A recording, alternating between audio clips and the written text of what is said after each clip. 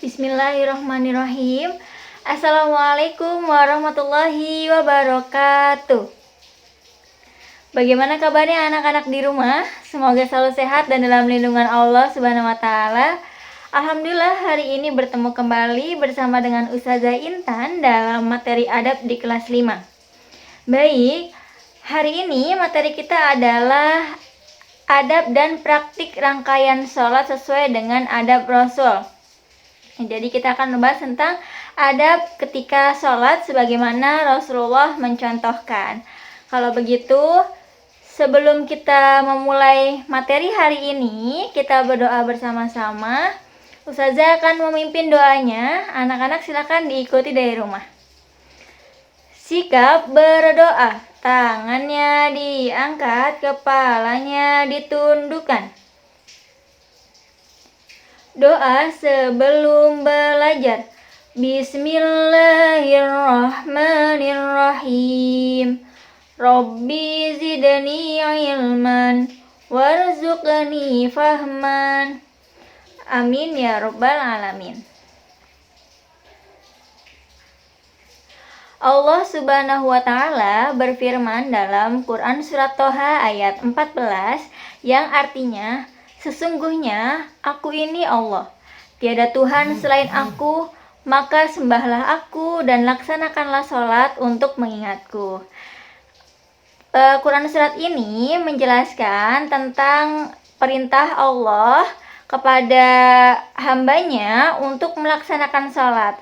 Karena di sini dijelaskan bahwa untuk mengingat Allah kita bisa melalui sholat. Lalu sholat yang bagaimana? Nah, sebaiknya sholat yang dicontohkan oleh Rasulullah SAW.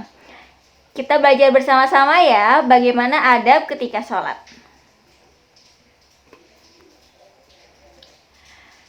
Adab ketika sholat yang pertama adalah amalan yang paling utama adalah sholat tepat pada waktunya. Dalam suatu hadis riwayat Bukhari dan Muslim diriwayatkan, hendaknya sedih jika tertinggal sholat tepat pada waktunya. Ya, jadi yang pertama itu ternyata amalan yang paling utama adalah sholat tepat waktu. Lalu yang kedua, membentangkan tangan dan mengangkat ke atas sambil membaca takbir. Ini berarti ketika takbiratul ihram ya. Nah, di sini ada sebuah hadis riwayat Bukhari, Muslim dan Tirmizi. Mengangkat tangan dalam bertakbir bagi laki-laki yaitu sampai batas telinga dan wanita sampai batas dada. Berarti untuk laki-laki sampai batas telinga ya, seperti ini, dan wanita sampai batas dada.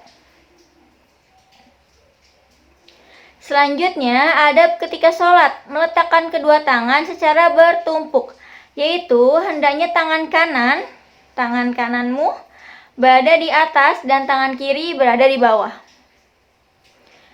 Dalam suatu hadis riwayat Bukhari Muslim yang artinya tidak boleh bertolak pinggang dalam sholat. Kemudian yang keempat, disunahkan membaca iftitah. Doa iftitah. Dalam suatu hadis riwayat Muslim ini dikatakan bahwa disunahkan dalam sholat itu membaca doa iftitah ketika sholat. Kemudian membaca ta'awudz sebelum membaca ayat Al-Quran.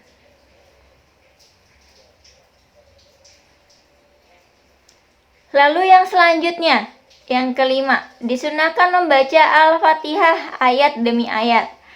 Satu ayat, satu nafas, seperti Bismillahirrahmanirrahim. Alhamdulillahirabbil alamin. Berhenti sebentar kemudian Ar-Rahmanirrahim.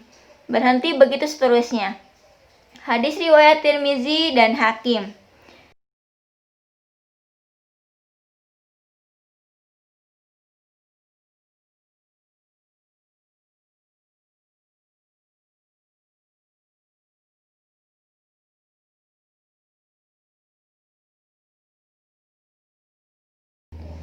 Selanjutnya, yang nomor 7 adalah mengucapkan amin setelah membaca Al-Fatihah dengan dikeraskan dalam sholat jahar seperti sholat subuh, sholat maghrib, dan sholat isya. Sedangkan suara pelan dalam sholat syir, yaitu sholat zuhur dan sholat asar. Hadis riwayat Ibnu Majah dan Abu Daud. Yang kedelapan yaitu disunnahkan untuk saktah atau berhenti sejenak dalam dua tempat. Yaitu yang pertama setelah bertakbir hingga membaca Al-Fatihah, dan yang kedua setelah membaca Al-Fatihah dan surat ketika akan ruku. Hadis riwayat Ibnu Majah, Abu Dawud, dan Bukhari.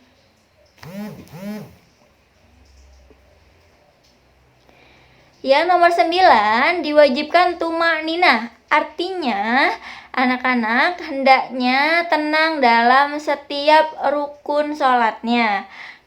Dalam suatu riwayat hadis Tirmizi, tidak boleh terburu-buru dalam mengerjakan sholat dan disunahkan bertakbir setiap perpindahan dari rukun ke rukun. Hadis riwayat Muslim. Lalu yang nomor 10, saat ruku hendaklah meregangkan jari-jari.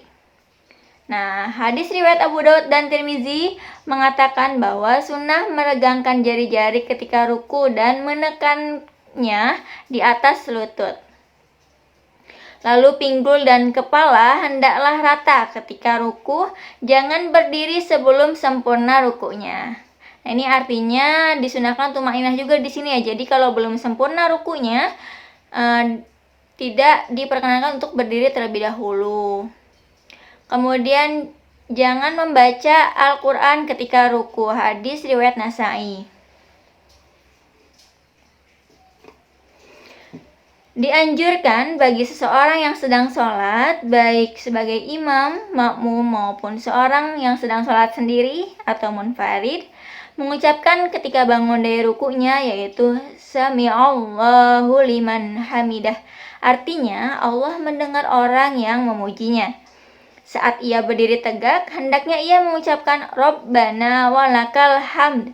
Artinya, wahai Rabb kami, untukmulah segala puji. Atau Allahumma Rabbana walakal hamd, yang artinya, ya Allah Rabb kami, untukmulah segala puji.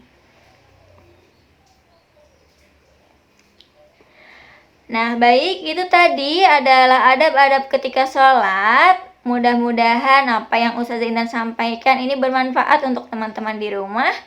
Lalu selanjutnya, proyek adabnya adalah di sini anak-anak diminta untuk praktik sholat. Buatlah sebuah rekaman video praktik sholat subuh sesuai adab. Kemudian kirimkan hasil rekamannya melalui aplikasi Google Classroom. Namun jika memang terkendala untuk pengiriman video ini, boleh dikomunikasikan dengan wali kelasmu ya. Kalau begitu, alhamdulillah pembelajaran hari ini sudah tuntas. Sekali lagi semoga bermanfaat. Mohon maaf apabila dalam penyampaian materi ini ada kesalahan dan kekurangan. Kita tutup dengan berdoa bersama-sama. Sikap berdoa. Tangannya diangkat, kepalanya ditundukkan. Membaca hamdalah bersama-sama. Alhamdulillahi Rabbil Alamin. Segala puji bagi Allah, Tuhan semesta alam. Terima kasih anak-anak kelas 5 telah menyimak video adab ini hingga tuntas. Sampai bertemu lagi di materi adab berikutnya bersama Ustazah Intan insyaallah. Kalau begitu Ustazah akhiri. Wassalamualaikum warahmatullahi wabarakatuh.